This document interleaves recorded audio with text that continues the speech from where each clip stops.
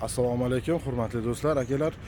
Bugun Kia K5 mashinamni sotuvga qo'yapman, akalar. Kimga qiziq bo'lsa aloqaga chiqasizlar. Inshaalloh, akalar, ma'lumot berib o'taman. Bir qator qisqacha qolgan ma'lumotlarni telefon qilsanglar, podrobno tushuntirib beraman, akalar. Mashinamiz Kia K5 2021-yilda ishlab chiqarilgan, akalar. Probegi 300 ming bo'ldi. Hozirgi kunda данное времяda Moskvada действующий litsenziyasi bor.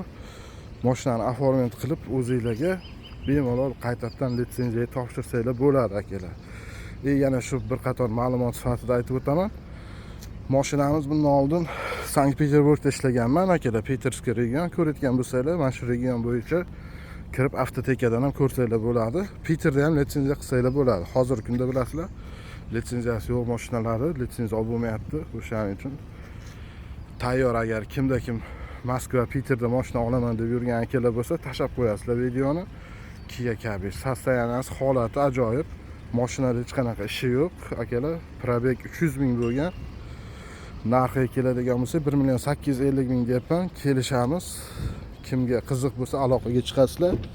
Mashinani ichki holati ham mana ko'rib turganingizdek tiniq.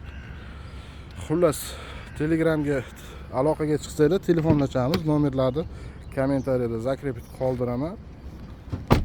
Chiqsanglar to'liq ma'lumotlar beramiz, akalar. Xudo xolasa, kimga qiziq bo'layotgan bo'lsa, telefon qilsanglar, kelishilgan holda chiroyli narxda qilib beramiz. Mashina o'zimizga ko'pchilik biladi.